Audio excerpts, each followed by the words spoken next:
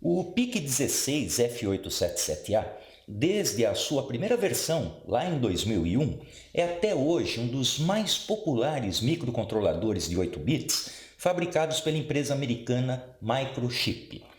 Por ter um preço acessível e uma vasta literatura disponível, ele é amplamente utilizado não só pelas indústrias, mas também por robistas na implementação de sistemas de controle e de automação. Olá, seja muito bem-vindo. Eu sou Roberto Vichinski e veremos hoje, neste vídeo, duas excelentes ferramentas para o projeto de sistemas baseados nesse microcontrolador, no PIC16 F877A. Bem, para ilustrar o uso dessas ferramentas, nós vamos desenvolver um pequeno projeto em linguagem Assembly para simular um semáforo de trânsito. Mas antes, deixa eu fazer uma breve apresentação dessas ferramentas. Elas são gratuitas e eu deixei aqui na descrição do vídeo os links para você fazer o download. A primeira delas é o MPLAB, que é um ambiente integrado de desenvolvimento disponibilizado pela própria Microchip, que é a fabricante dos microcontroladores PIC. Depois que você instalar o MPLAB, é necessário também instalar o compilador XC8. O link para o download desse compilador também eu deixei aqui na descrição do vídeo.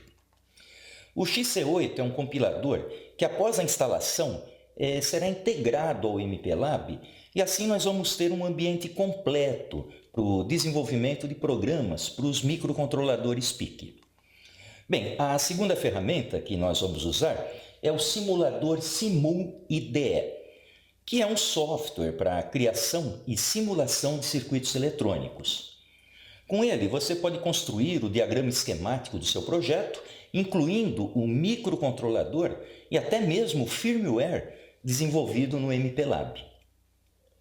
Então, vamos lá. Primeiramente, vamos estudar o diagrama esquemático básico do nosso semáforo. Ele é bastante simples. É composto por um PIC 16F877A e por uma chave liga-desliga conectada entre o terra e o terminal 19 do PIC, que é o terminal 0 do porte D, que chamamos simplesmente de D0. Devemos ainda colocar um resistor de pull-up entre a linha de alimentação e o terminal D0, para que esse terminal apresente nível lógico alto quando a chave estiver aberta e nível lógico baixo quando a chave estiver fechada. Nos terminais B0, B1 e B2, lá do porte B, nós vamos conectar os 3 LEDs que vão representar as lâmpadas do semáforo e com 3 resistores de limitação de corrente. E esse é o nosso circuito básico. Para uma simulação, ele está perfeito, mas para a montagem física ainda faltam alguns componentes. Esse seria o circuito completo para uma montagem física em protoboard ou matriz de contatos, por exemplo. Então, antes de usarmos as ferramentas para o desenvolvimento e simulação do nosso semáforo, vamos analisar mais detalhadamente este circuito completo. Veja que precisamos de um botão de reset e de um resistor de pull-up conectados ao terminal 1 do microcontrolador. Esse terminal é o famoso Master Clear Reset, ou simplesmente MCLR. Em nível lógico baixo, ele reseta o microcontrolador, ou seja, quando o botão for pressionado, será realizado um reset. Os terminais 11 e 32, identificados pela sigla VDD, devem ser conectados à alimentação positiva do circuito. E os terminais 12 e 31, identificados pela sigla VSS, devem ser conectados ao terra do circuito, ou seja, ao negativo da fonte. Devemos também construir um circuito oscilador conectado nos terminais 13 e 14 do PIC. Usamos aqui um cristal de 4 MHz e 2 capacitores cerâmicos de 15 picofarad. E aqui está o circuito com os elementos necessários para tornar o microcontrolador operacional. Veja como fica a montagem em matriz de contatos. Temos aqui o botão de reset e o resistor de pull-up, o circuito oscilador com o cristal e os 2 capacitores, e as ligações da alimentação positiva e negativa.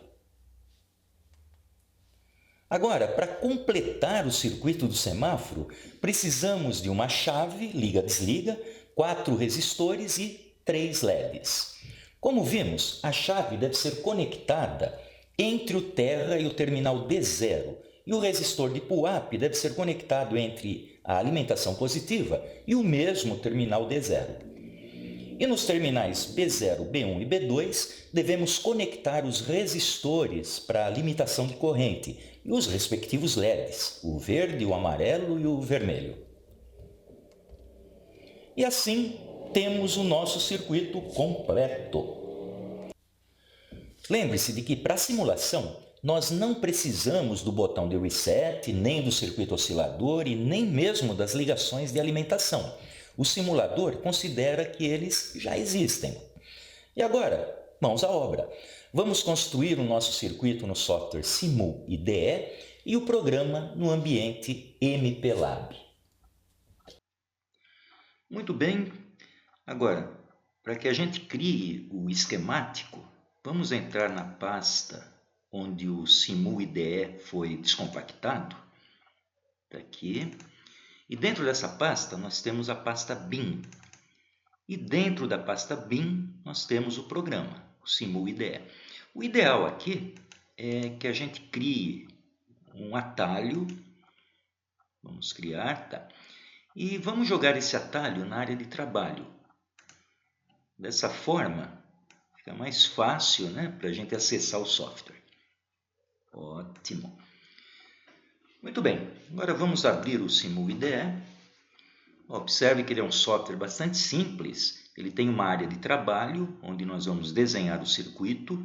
E nessa parte da esquerda, nós temos os componentes. Então, separado por categorias. Tá? Então, a primeira coisa é escolhermos o microcontrolador. Então, vamos aqui acessar o 16F da família PIC e vamos procurar o nosso PIC 16F877A. Então, basta clicar, segurar o mouse, né, clicado, e arrastá-lo aqui para a área de trabalho. Pronto. Vamos dar um zoom. Bom, o zoom é com a rodinha do mouse e a tecla Ctrl pressionada. Eu consigo fazer o zoom. Assim tá bom. Muito bem. Agora vamos... Bom, aqui pode fechar. Vamos colocar a chave. Então, nós temos que vir aqui para a área de interruptores, né? Categoria de interruptores. E temos aqui a chave. Então, é a mesma coisa. Arrasto aqui para o D0. Tá, aqui tá bom. Então, eu vou conectá-lo no D0. Então, para conectar, é só posicionar o mouse no ponto inicial, né? O mouse vira uma estrelinha, na realidade uma cruz. É só clicar uma vez, puxar e clicar novamente no ponto final. Pronto, criei aqui uma conexão. Tá? Vamos colocar o terra também.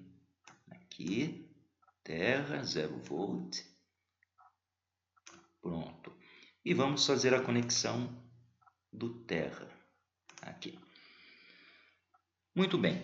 Agora vamos inserir a linha de alimentação. Está aqui. De 5 volts. Ele já vem com 5 volts. Tá? Se porventura eu precisar alterar essa tensão, basta clicar com o botão direito do mouse, propriedades, e escolher aqui a tensão. Escolher não, digitar, né? A tensão desejada. No nosso caso é 5 mesmo. Então vamos fechar.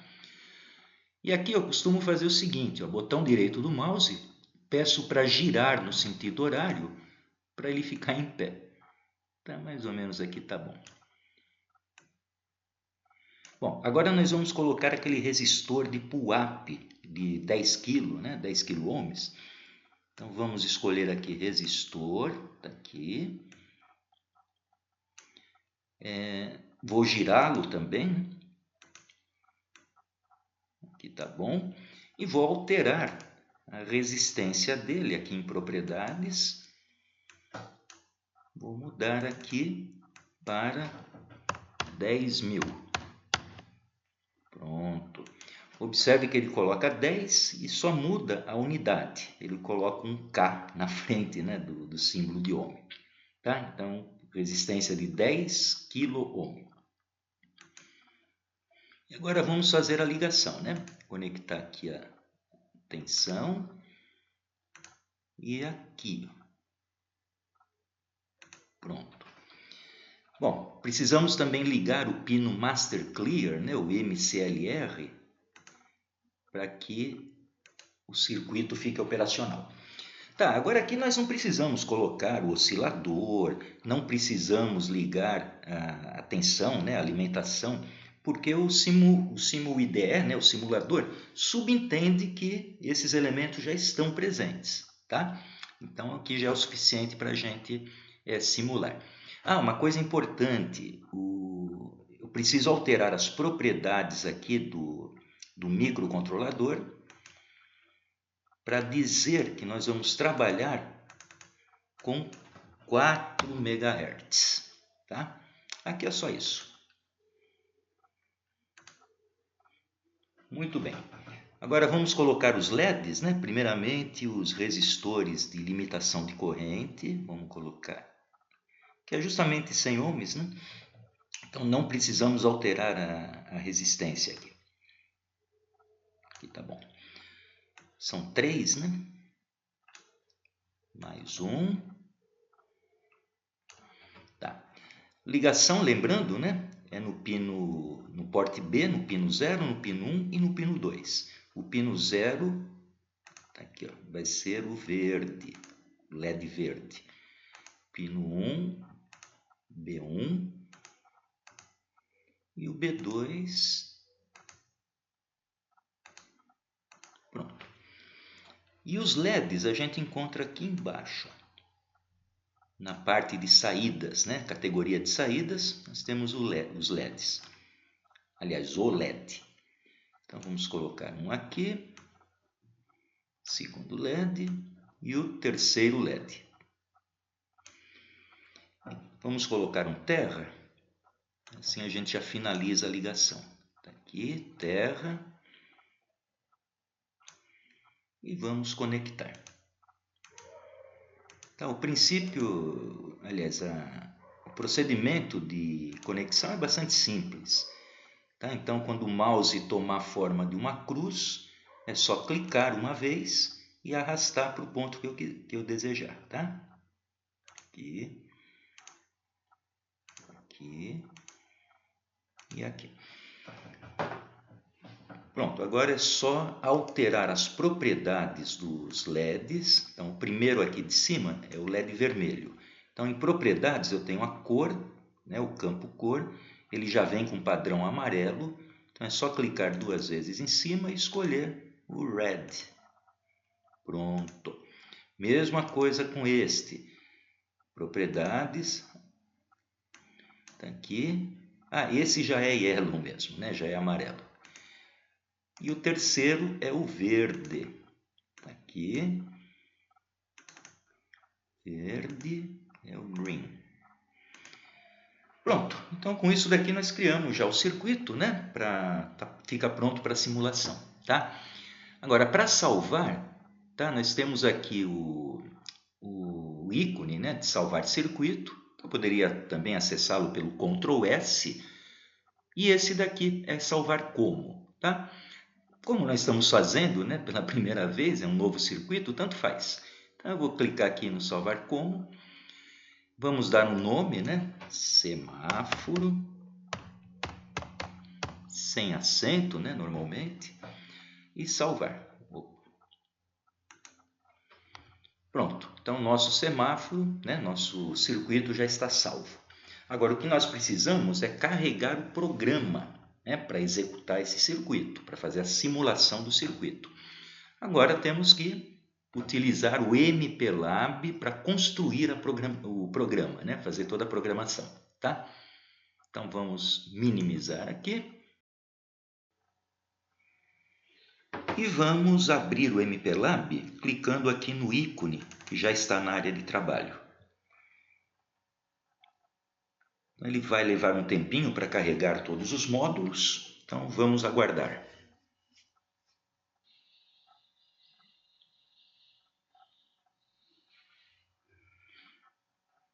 Pronto. Aqui é a janela principal do ambiente MPLAB. Vamos então criar um novo projeto. Eu posso utilizar esse atalho, Create New, ou então aqui no File, New Project. E o primeiro passo aqui na janela do novo projeto é determinar a categoria do projeto e o tipo. Vamos deixar como Microchip Embedded e Standalone Project. Clicamos em Next. Próximo passo é definir o dispositivo, no nosso caso PIC 16F877A. Então eu digito diretamente nessa área de device, ou eu posso escolher pelo menu suspenso. Como eu sei o nome, eu já digito diretamente aqui. Não vamos usar nenhuma ferramenta, então vamos clicar em Next. A próxima etapa é escolher o compilador. Nós vamos usar o PIC-S, que é o compilador Assembly do MPLAB. Vamos dar Next. E aqui a gente define o nome do projeto. Vamos dar semáforo, bastante sugestivo, né? Posso escolher uma pasta, aqui já estou na pasta que eu quero, na pasta projetos. Agora, importante aqui nesse Set as Main Project é deixar sempre ativada essa opção. Ele determina que esse projeto é o projeto principal. Então é só dar um Finish e aguardar a criação do ambiente do nosso projeto.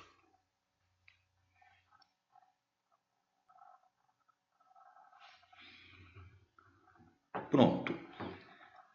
Veja que do lado esquerdo existe uma área que é a área de exploração do projeto. É um navegador que vai nos mostrar todas as pastas criadas, que representam todos os módulos do nosso projeto. O que nós vamos ter que fazer é aqui nessa pasta Source Files, que são arquivos fonte, clicar com o botão direito do mouse e escolher a opção New Assembly File. Isso daí vai gerar um novo arquivo em branco para que a gente digite o nosso programa. Então vamos dar um nome para esse programa. Eu costumo sempre fazer assim, ASS e o nome do projeto. Então me indicando que é um arquivo assembly, do projeto semáforo. O nome aqui, vocês podem dar o nome que vocês acharem mais adequado, tá ok? Então é só dar um Finish, que ele já vai criar na pasta que determinamos para o projeto. E aqui temos o ambiente para digitação, a área de texto onde nós vamos digitar o programa. Veja que na guia ele já apresenta o nome do arquivo, ASS semáforo ASM. Então é só iniciarmos a digitação. Bom, a primeira coisa que devemos fazer é incluir ou inserir uma diretiva include. Lembrando que as diretivas são precedidas pelo cerquilha. E essa diretiva vai invocar o arquivo xc.inc. Esse arquivo ele contém os protótipos das funções específicas do microcontrolador. Agora nós precisamos definir o comportamento do microcontrolador. Isso é feito fazendo um ajuste no registrador interno chamado registrador de configuração. Esse registrador ele possui um conjunto de bits que funcionam como sinalizadores que determinam o comportamento do microcontrolador. Vamos então configurar através da diretiva config o primeiro sinalizador, que é o FOSC, que significa frequência do oscilador. Vamos usar a constante xt para dizer que a frequência do nosso oscilador externo, do nosso cristal, é de média frequência. A próxima configuração, o próximo sinalizador que devemos configurar é o sinalizador WDTE. Vamos colocar em off. Tá, só um detalhe. O primeiro sinalizador, que é o FOSC, ele é um sinalizador de 2 bits. Tá? Então, ele pode receber uma informação, até 4 informações, através de constantes. Os demais sinalizadores são sinalizadores de 1 bit apenas. Então, eles são ligados ou desligados. O sinalizador WTE, que significa Watchdog Timer, é o temporizador do cão de guarda, nós estamos desligando ele. Ele, na realidade, é um recurso do microcontrolador para promover um reset quando existir alguma instabilidade no sistema. Tá? É o famoso cão de guarda ou temporizador de cão de guarda. Tem um detalhe aqui. Eu não preciso memorizar todos esses sinalizadores. O MPLAB, através desta opção, que é o Set Configuration Bits, ele faz isso automaticamente, ou seja, ele mostra uma relação de todos os sinalizadores. Observem aqui o sinalizador FOSC, o WDTE, o PWRTE, e aqui a gente tem a opção de escolher, através dessa caixa suspensa, né, o tipo de configuração desejada. Então aqui, por exemplo, FOSC é o oscilador, né, a seleção dos bits do oscilador. Colocando XT significa que eu estou configurando o oscilador externo com frequência média ou média frequência. O cão de guarda eu posso ligar ou desligar, né? E aqui nós temos uma descrição de cada um desses sinalizadores ou de cada um desses bits. Tá? Então, nós vamos deixar o cão de guarda desligado. O PWRT é o Power Up Timer, que na realidade é um recurso que faz com que o microcontrolador só execute o programa depois de 72 milissegundos que receber a energia. Então, depois de 72 milissegundos de ser energizado, é que ele vai iniciar o programa. Então, ele espera a estabilização da energia para começar a rodar o programa. O sinalizador, esse é o Power Up. É interessante deixar o Power Up ativado, on. O Boring é o Brownout Reset. Ele, quando é um recurso, né, que quando o microcontrolador tiver uma queda de tensão, mesmo que seja pequena, ele também causa um reset. Ele reinicia o microcontrolador. Então, é uma forma de proteção. Vamos deixá-lo em on também, tá bom? O LVP, né, que é a programação em baixa voltagem, nós vamos desligar. Tá, aqui é um recurso de programação em baixa voltagem, que não precisaremos, né, para esse projeto. O CPD, o WRT e o CP são registradores, são sinalizadores que protegem, né, que informam determinada proteção. Por exemplo, o CPD ele protege os dados da memória 2EPROM contra, né, uma ação externa. O WRT, que é o Write, ele protege a memória flash, a memória de programa, contra gravações, né, externas. E o CP protege o code, né, o código. Né, ele protege o código, que é o programa que está na memória flash, que é o programa do usuário, né, que foi gravado no microcontrolador. Aqui no nosso caso, vamos deixar tudo em off. Então, todas essas opções, né, estarão desprotegidas. Muito bem, fazendo essas configurações, basta clicar aqui neste botão Generate Source Code para que o MPLAB crie as instruções correspondentes a essa configuração. Então, veja que ele trouxe até a diretiva include aqui em cima. Então, eu posso copiar tudo isso daqui, Ctrl+C, voltar aqui para o meu programa, E aqui, então, eu posso apagar tudo isso e assumir aquilo que ele trouxe. Tá? Então, é uma facilidade bacana, né? Que permite que a gente configure o registrador de configuração de uma forma mais prática. Observe que ele traz aqui, olha, alguns comentários, né? E lembrando que os comentários em assembly são definidos com ponto e vírgula no início. Então, e aqui no MPLAB ele mostra os comentários em verde, ok? Muito bem, configuramos os sinalizadores, né, de comportamento do microcontrolador. Agora, então, vamos fazer as outras definições. Bom, primeira delas, vamos utilizar aqui a diretiva define e vamos, através desta constante, underline xtal, frec, que é tudo maiúsculo, frec, vamos definir 4 milhões, tá certo? 4 milhões, que é 4 milhões de hertz. Aqui nós estamos definindo com essa constante que o nosso cristal é de 4 MHz ou 4 milhões de hertz.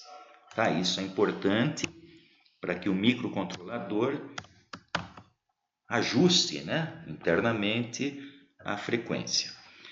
Em seguida, vamos fazer uma outra diretiva define para definirmos agora os elementos do nosso projeto.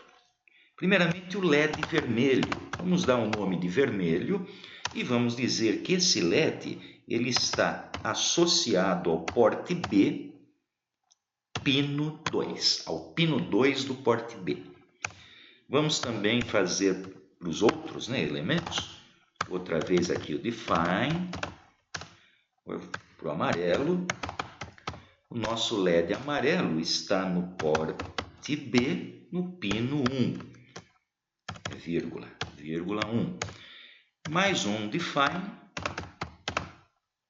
vou colocar em minúsculo, define, para o verde, que está no porte B, pino 0. Então, com isso, nós definimos atribuímos um nome para cada um dos LEDs, vermelho, amarelo e verde, e estamos associando-os ou definindo que eles estão conectados nesses pinos. Vermelho no pino 2, amarelo no pino 1 e o verde no pino 0 do porte B. Falta a chave, né? Mesma coisa. Define. Vamos dar o nome de chave, né? Deixar os nomes... Opa, esqueci do cerquilha. Só que o chave não está no porte B, está no porte D, no pino 0. Tá? Então, se olharmos lá para o nosso esquemático, nós vamos ver que a chave está conectada no pino 0 do porte D. Bom, com isso nós criamos os nomes, né? Definimos os nomes para todos os elementos ativos do nosso projeto. Agora nós devemos definir, isso a gente vai ver mais para frente, mas vamos comentar agora. Nós devemos definir alguns registradores que serão utilizados na rotina de temporização. A gente vai precisar temporizar para que o LED, por exemplo, vermelho fique 4 segundos aceso, o amarelo fique 1 segundo e o verde fique 3 segundos. Então, nós vamos criar aqui algumas variáveis dessa forma. Bom, a primeira delas é o tempo 1, que na realidade é um registrador que está apontando para o endereço 20 hexadecimal de memória. Então, o tempo 1, na realidade, é um nome que nós atribuímos para o endereço 20 hexadecimal ou 32 decimal da memória de dados. Mesma coisa... Opa, eu apaguei sem querer. Mesma coisa para o tempo 2. Nós vamos precisar 3, né? Como veremos mais para frente. O tempo 2 nós vamos colocar na próxima posição de memória. E o tempo 3 nós vamos associar a próxima posição. Então, temos aqui 3 registradores que funcionam como variáveis. Se a gente pensar numa linguagem de alto nível, na linguagem C, por exemplo, tempo 1, tempo 2 e tempo 3 serão consideradas variáveis dentro do programa. E estamos indicando qual é o endereço que o valor dessas variáveis ocuparão. Então, a primeira variável no endereço 20H, 20 hexadecimal.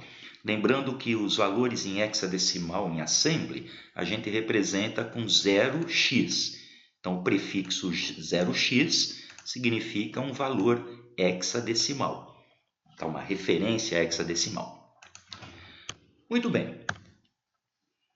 O próximo passo, isso daqui é uma exigência deste compilador, eu preciso, através da diretiva, ou da instrução PageCell, definir um nome para onde o programa vai começar. O nome de página é para determinar o início do programa. Aqui a gente dá um nome bastante sugestivo, início, poderia ser qualquer nome, porque esse início vai ser um rótulo, onde o programa vai ser desviado através do comando goto, o famoso vá para. Vá para início. Então, aqui eu estou deslocando ou desviando o fluxo para o início efetivo do programa, que a gente vai definir já já. E agora nós precisamos também, uma exigência deste compilador, é abrir uma nova seção para o programa. Então, a gente usa a instrução ou a diretiva psect, para abrir uma nova seção do código. Então, é psect code. Tá lá, abrimos a nova seção. Agora sim, vamos iniciar o programa colocando o rótulo que definimos aqui em cima, na diretiva PageCell. Ok? Então, o programa começa efetivamente aqui, nesse início. Muito bem. Então, vamos fazer algumas preparações iniciais. A primeira delas é a instrução bankcell. Bankcell é uma instrução que seleciona um banco de memória onde está um determinado registrador que usaremos. Nesse caso, o registrador é o TRISB. Opa, é um R só. Então, aqui eu estou selecionando o banco de memória onde se encontra o registrador TRISB. E vamos configurar esse registrador TRISB da seguinte forma. Primeiramente, eu vou aplicar o comando move LW, que vai movimentar um valor literal para o registrador W. Que valor é esse? É um valor binário. O valor binário, eu vou assim. Eu indico um valor binário colocando um B maiúsculo ou minúsculo, tanto faz, no final de uma sequência binária. Tá? Aqui, como é tudo zero, eu poderia apenas deixar um zero só, porque zeros à esquerda não valem nada. Mas, para ficar mais claro aqui, eu costumo colocar 8 números zeros para indicar que são 8 bits. Bom, para onde vão esses 8 bits? Bom, esses 8 bits, a princípio, estão indo aqui para o registrador W. Agora, eu vou mover o registrador W dessa forma. Move W para um F. O F aqui é uma representação genérica de registrador. É o famoso file. Então, eu estou movendo o W para o file. Que file? Ou que registrador? Para o registrador TRISB. Ora, o que eu estou fazendo com todas essas instruções? Ou melhor, com essas 3 instruções. Primeiramente, eu selecionei o banco onde se encontra o registrador TRISB para poder manipulá-lo. Aqui eu estou movendo uma sequência de 8 zeros para o registrador W. E aqui eu estou movendo o registrador W para o TRISB, para o registrador TRISB. O TRISB é um registrador de configuração do porte B, né, daquela saída B do microcontrolador. Cada um dos bits do TRISB correspondem a um bit do registrador porte B. Quando esse bit é 0, significa que o primeiro pino, o pino 0 do porte B, vai ser um pino de output. O 0 significa saída. Então, estou configurando o pino 0 do porte B como saída. A mesma coisa para o pino 1. O pino 1 também saída, o pino 2 saída e assim por diante, até o pino 8. Na realidade, eu estou configurando todo o porte B como saída, saída digital. Agora, por que eu faço isso? Pelo seguinte, olha, veja que o LED vermelho ele está no pino 2 do porte B. E é uma saída, ele vai receber uma informação para acender o LED, né, ou vai sair com um valor que vai acender ou apagar o LED. Se o valor for um nível lógico alto, o LED será aceso. Se o valor for um nível lógico baixo, o LED será apagado. Ok? A mesma coisa, da mesma forma, né, o pino 1 do porte B também é uma saída. O pino 0 do porte B também é saída. Observe que eu estou usando só 3 pinos, mas aqui eu estou configurando todos os pinos, os 8 pinos do porte B como saída. Não tem problema, eu só vou usar 3, como eu não vou usar os demais, não tem problema, configurar como entrada ou saída. Ok? Então isso é uma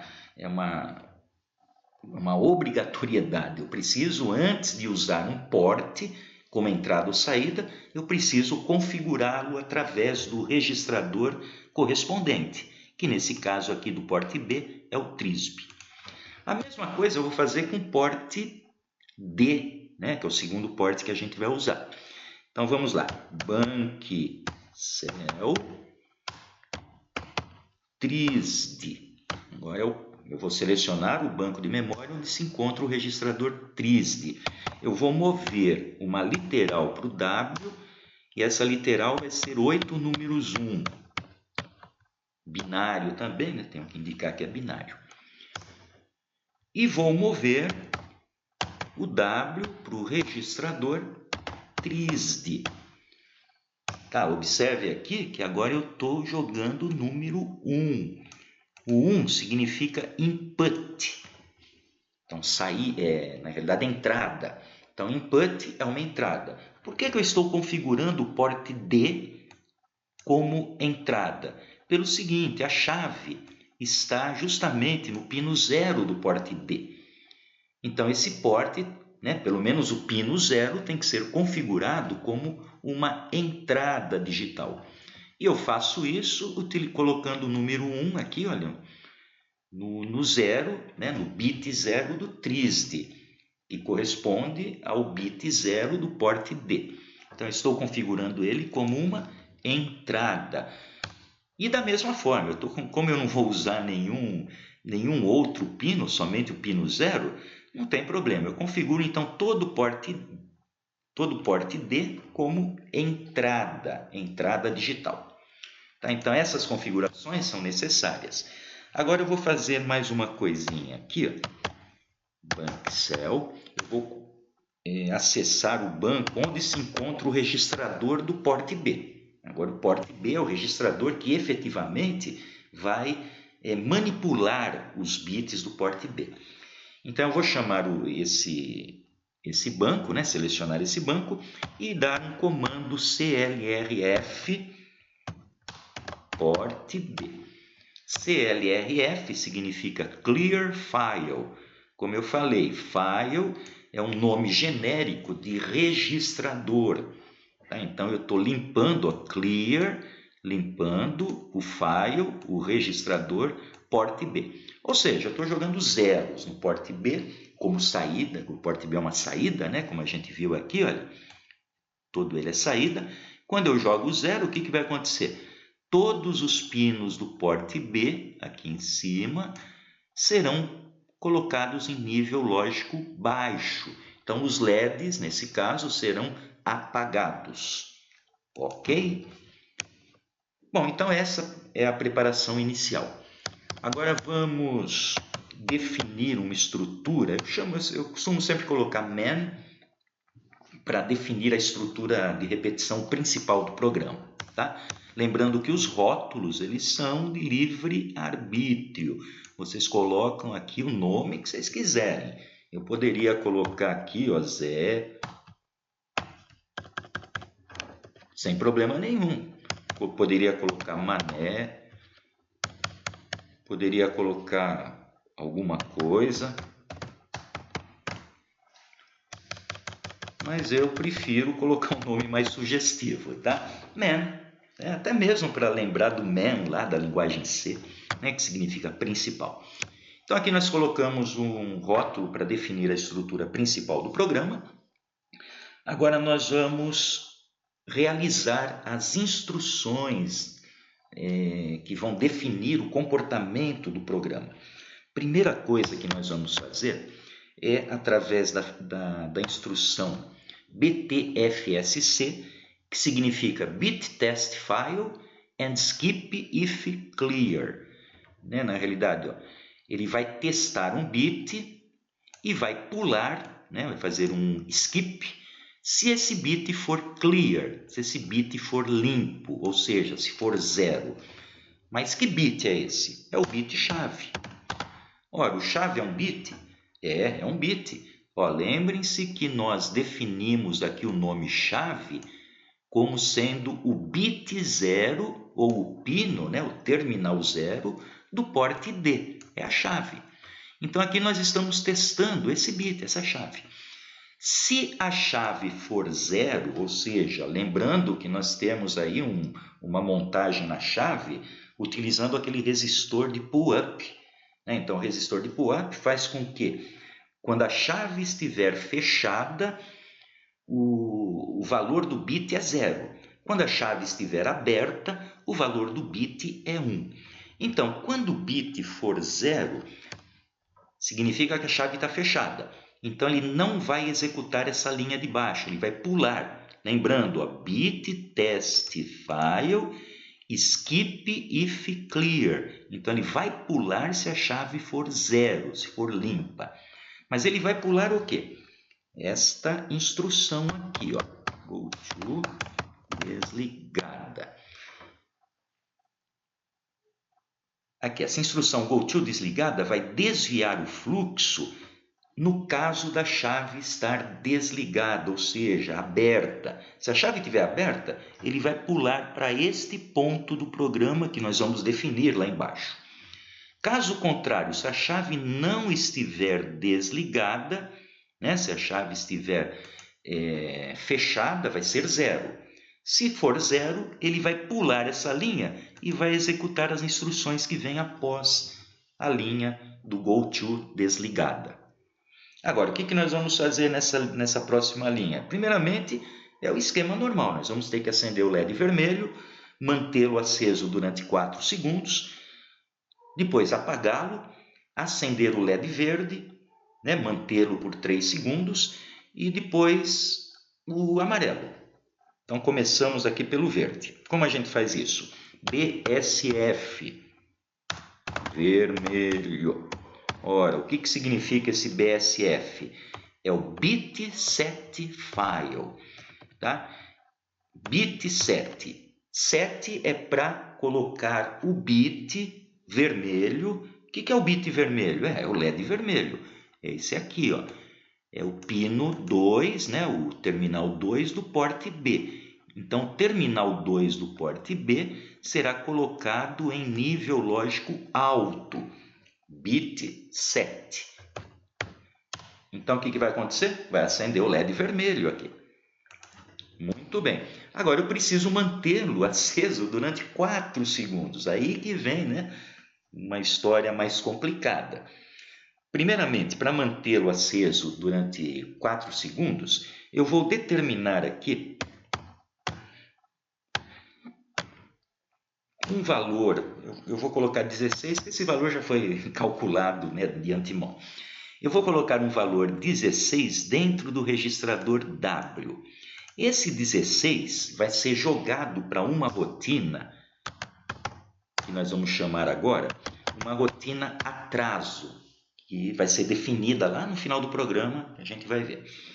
Essa rotina atraso vai pegar esse valor 16 como parâmetro, ok?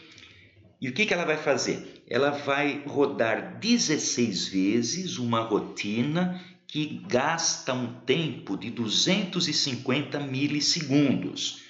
Ora, 16 vezes 250 vai dar 4 segundos, né? Podemos até fazer o cálculo aqui.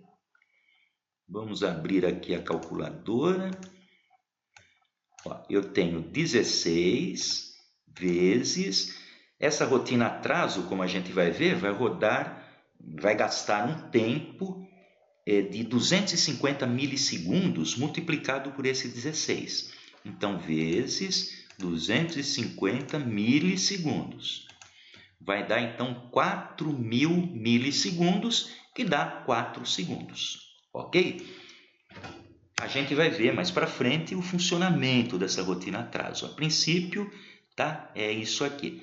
Toda vez que a rotina atraso for chamada, ela vai usar um parâmetro que está no registrador W, que vai servir como uma multiplicação. Esse parâmetro vai multiplicar os 250 milissegundos para gerar o atraso necessário.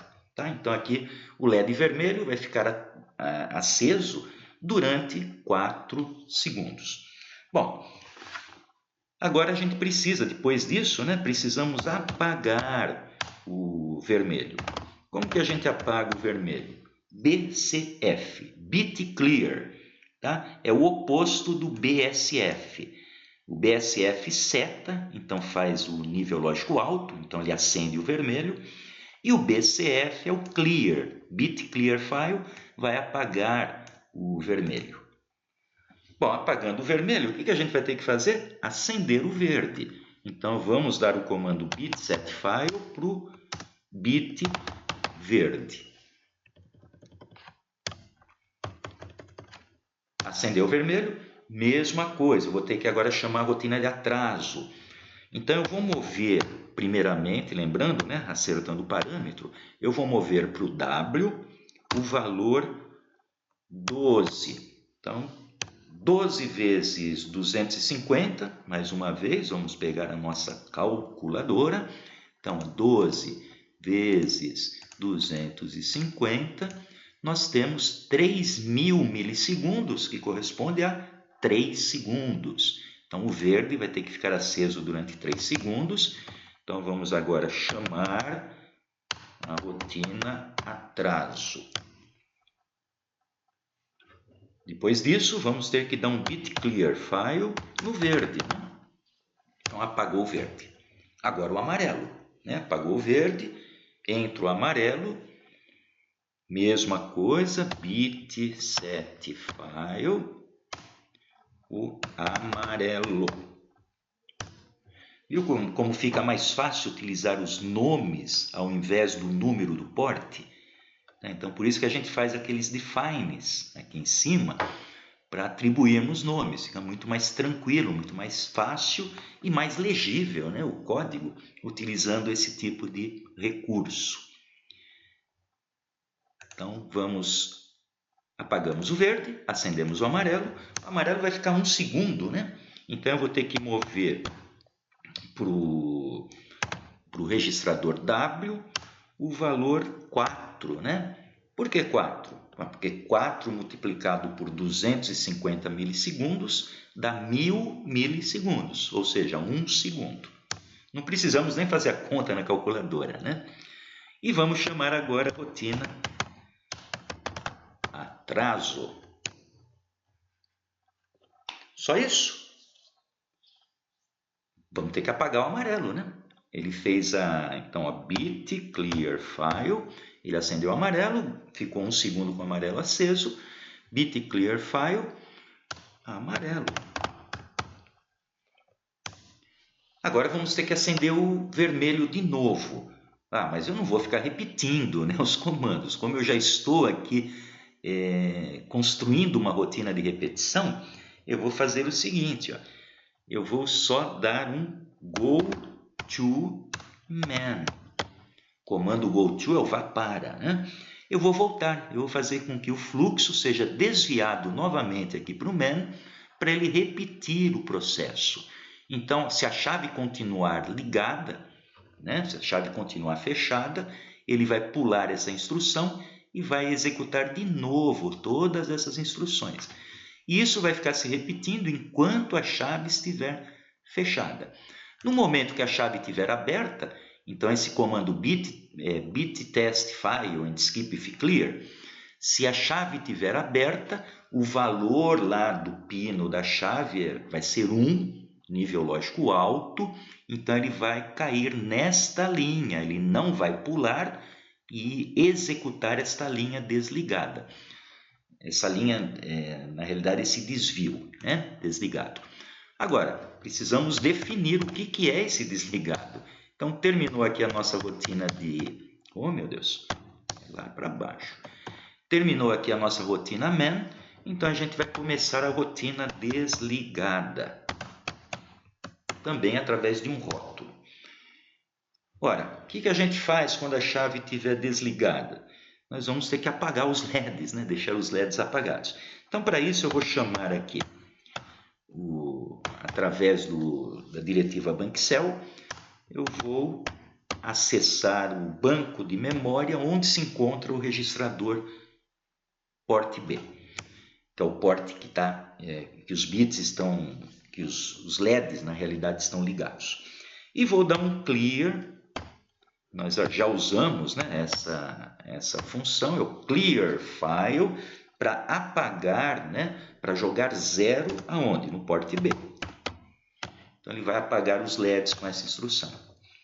E vamos aqui dar um go to para o man. Vamos retornar lá para o man para continuar novamente o processo. Tá?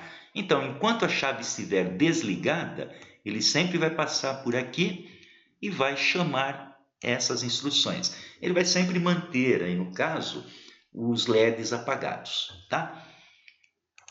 E aqui, quando a chave estiver ligada, tá? Ele executa essas instruções que promovem, né, o acionamento dos LEDs na ordem que a gente estabeleceu. Pronto. Essa é a parte mais fácil, né, do código, a mais compreensível. Agora vamos falar da rotina de atraso. Nós devemos, através de um rótulo, definir o início dessa rotina, que ela é chamada 3 vezes. Atraso aqui, atraso aqui, atraso aqui. Então, para cada LED, essa rotina vai ser chamada. Nós vimos, então, que o registrador W vai conter a quantidade de vezes ou de ciclos que essa rotina vai rodar. Então, nós vamos fazer o seguinte. Vamos usar, lembram daqueles temporizadores, daquelas variáveis que definimos no início? Vamos usá-las agora.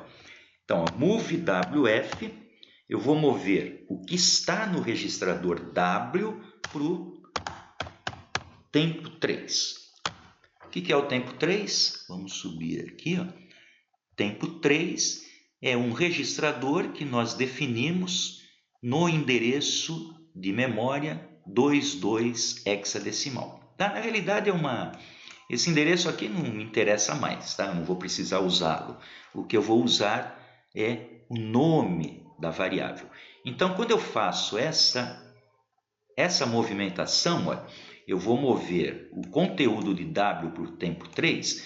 Então, o valor do W, que pode ser 16, se for o LED vermelho, 12, se for o LED verde, e 4, se for o LED amarelo, eu vou mover esse valor para a posição de memória apontada pelo tempo 3. Então, é a mesma coisa que atribuir um valor à variável tempo 3. Tá? Então, tempo 3 vai receber ou 16, ou 12, ou 4, dependendo do momento. Ok? Agora, para que serve isso? Qual é a consequência disso? É o seguinte, ó, eu vou abrir aqui um novo rótulo, vou chamar de DL0, Esse DL0 vai ser uma estrutura de repetição que vai se repetir o número de vezes determinado pelo tempo 3. Então, vai se repetir ou 16, ou 12, ou 4. E dentro dessa estrutura de repetição, eu vou criar uma outra estrutura de repetição. Olha que maluquice. Eu vou criar uma estrutura, primeiramente eu vou mover uma literal para o W, tá? Eu vou mover um valor para o registrador W, que não tem problema, porque eu já recuperei o valor anterior dele aqui no tempo 3. Agora eu vou utilizá-lo de novo. Eu vou mover para o W um valor agora decimal, 250, como eu fiz lá em cima, né? Vou mover o valor 250 para o W, ótimo.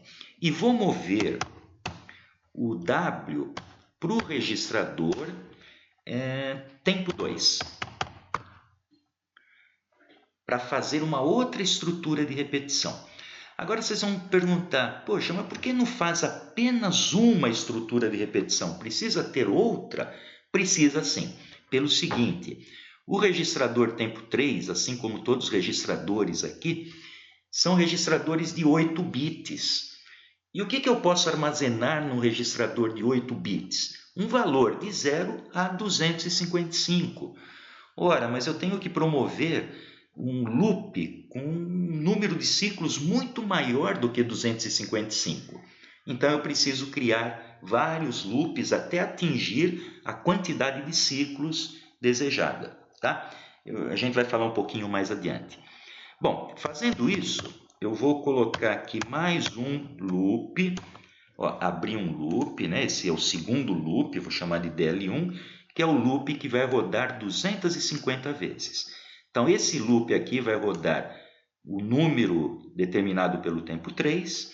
Esse loop aqui, que vai iniciar aqui, vai rodar 250 vezes, ou 250 ciclos. E aí eu vou abrir um terceiro ainda. Eu vou abrir, ó, vou mover uma literal para o W de 200. Já vou explicar já esses valores. E vou mover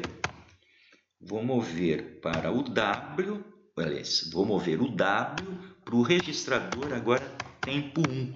Então, tempo 1, tempo 2, tempo 3. E vou abrir o terceiro loop, vou chamar de DL2. Esse DL é de delay, né, de atraso, fica bem sugestivo. Então, DL2. Então, ó, eu criei aqui 3 estruturas de repetição, né? A mais interna é essa DL2. Agora, o que vai fazer essa DL2? Só vai gastar tempo. A gente vai incluir algumas instruções aqui para gastar tempo. A primeira delas é o no operation, ou seja, é sem operação. É uma instrução que só gasta tempo. Eu já vou explicar o tempo que essas instruções vão gastar. Vou mais uma NOP, no operation. E agora uma outra instrução, ó. Essa instrução é uma instrução que tem 2 funções. Ela decrementa, o dec é de decrementar um file, ela decrementa um registrador, e skip pula if zero, se for 0.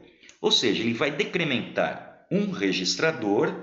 Que registrador que é esse? É o tempo 1. Tá? É esse registrador aqui. Ele vai decrementar, ó, começou em 200 o tempo 1.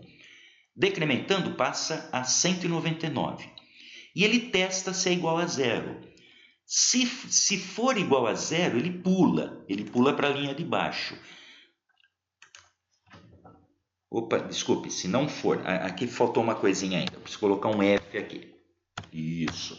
Então aqui, ó, mais uma vez, ele decrementa skip if zero, ele pula se for 0, tá? Ele pula o quê? Ele pula a linha de baixo. O que nós vamos colocar na linha de baixo? Um go to DL2, para ele retornar para esse rótulo, para ele ficar rodando aqui. Então, ele vai fazer o seguinte, ó, decrementar o tempo 1. Então, o tempo 1 começou com 200, então ele decrementa. Então, passa a 199 na primeira vez. Aí ele testa, é igual a 0? Se for igual a zero, ele pula essa linha. Enquanto não for igual a zero, ele cai nessa linha e volta para o DL2.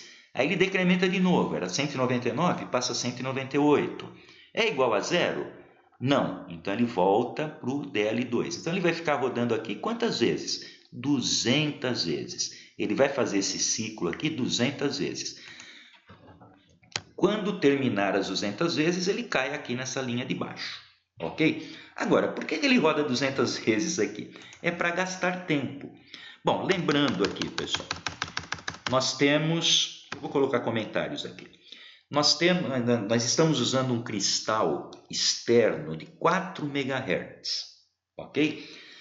A frequência interna vai ser, então, um quarto, né, da frequência externa, que vai ser 1 MHz. O período de ciclo de máquina é o inverso da frequência. É 1 sobre 1 milhão, 1 sobre 1 MHz, que vai dar 1 microsegundo. Então, o tempo gasto por uma instrução NOP é de 1 microsegundo. Então, eu vou ter 1 microsegundo aqui, vou ter 1 microsegundo aqui. Essa instrução também, enquanto o tempo 1 não for igual a zero, vai gastar 1 microsegundo também. E a instrução GoTo gasta 2 microsegundos. Tá? Então, quantos microsegundos eu vou ter aqui? 5, né?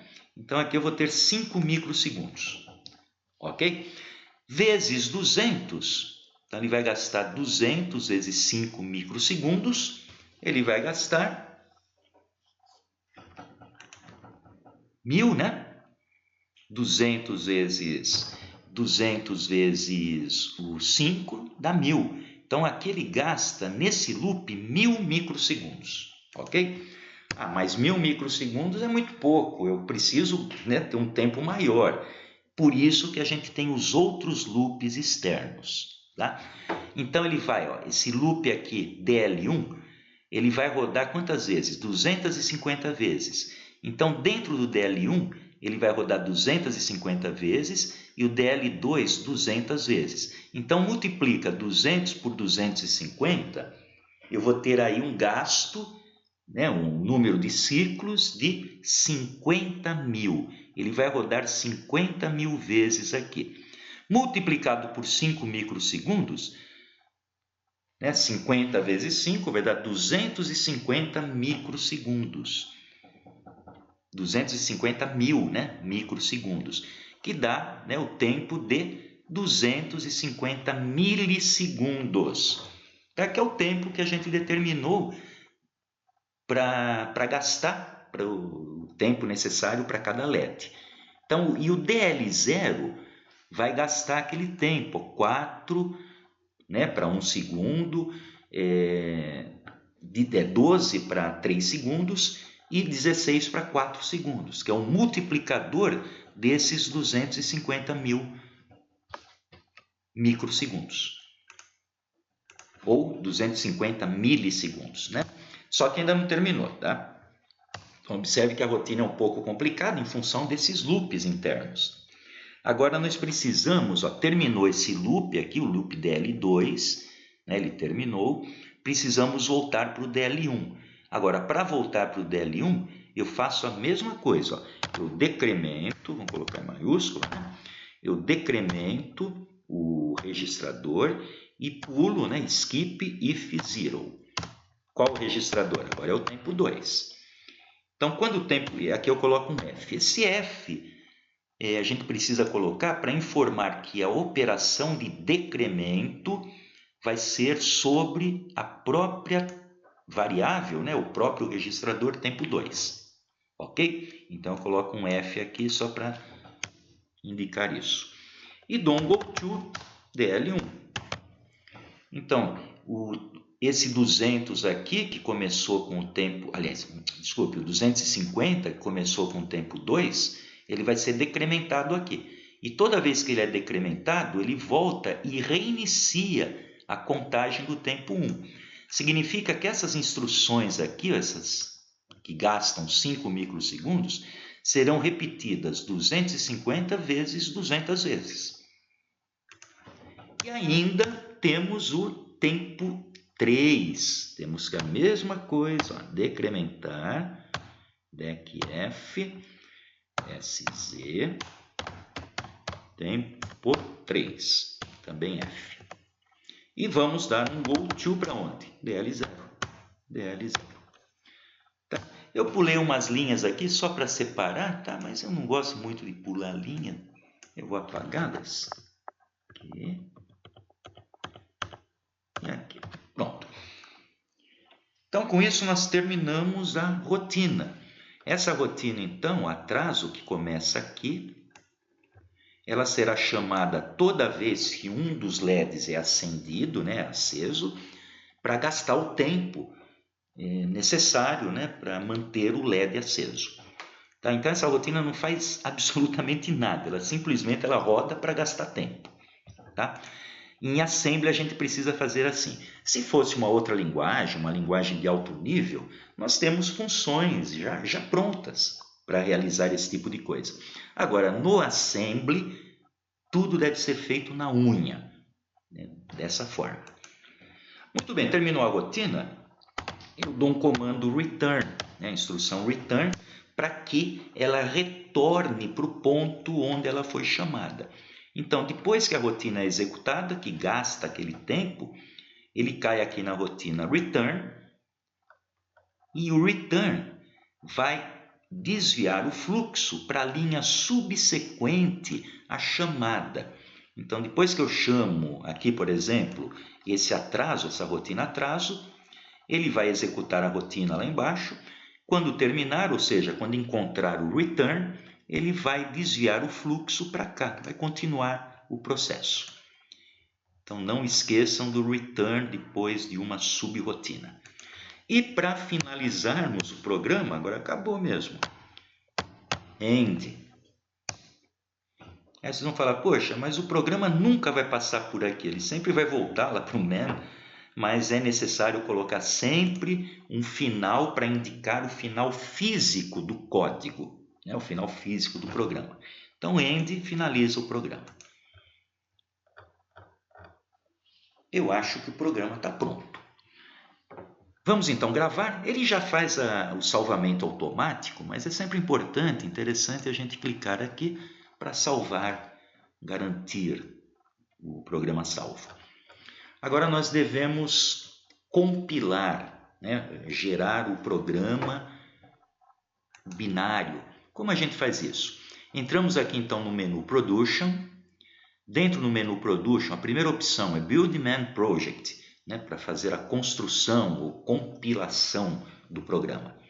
Então vamos clicar aqui e torcer para que não dê erro. Então, observe que ele só deu uma mensagem aqui de um warning, né? Um aviso, isso não tem problema. E deu a mensagem aqui, ó, build, né? Ou seja, a compilação ou construção do programa com sucesso. Dá o tempo, né? da compilação. E aqui ele mostra a pasta, o local onde o arquivo foi criado, onde o arquivo binário, né? Em linguagem de máquina, foi criado. E é justamente esse arquivo que a gente vai colocar no nosso microcontrolador, lá na simulação.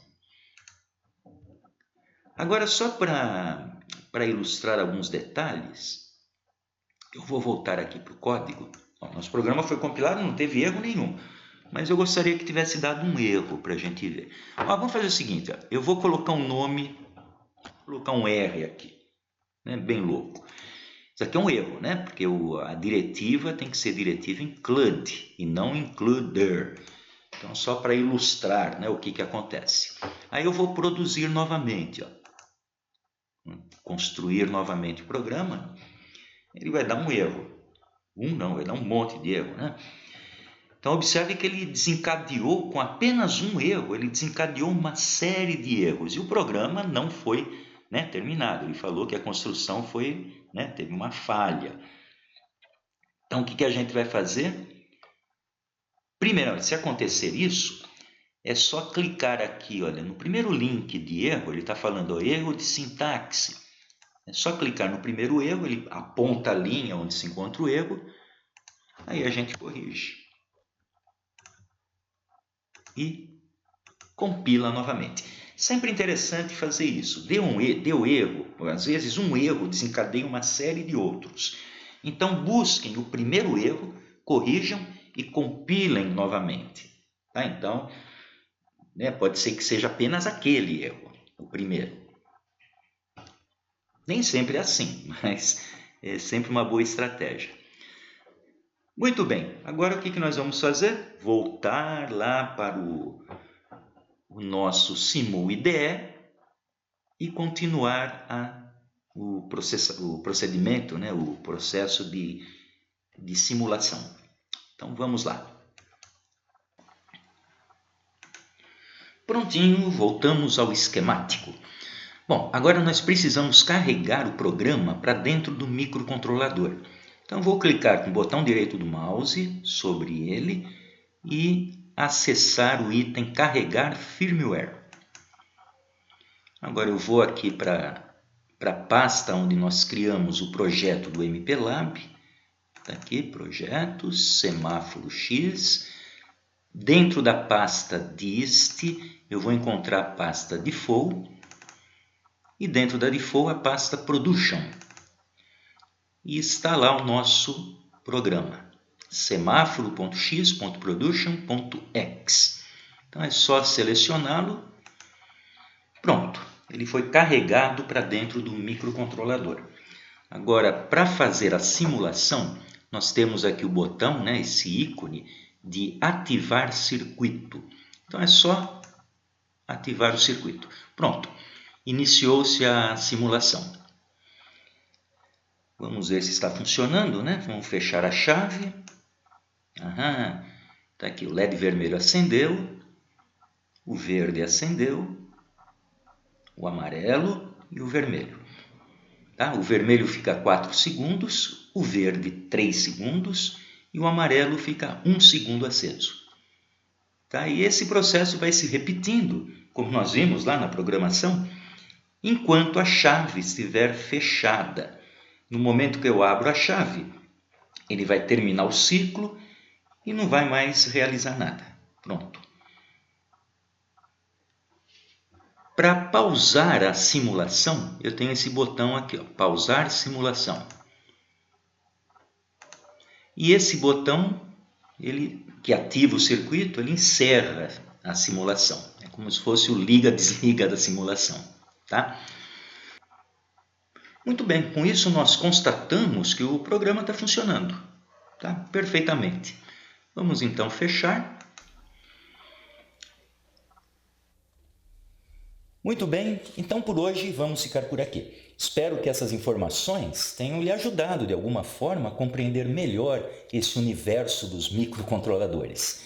Um grande abraço e até a próxima!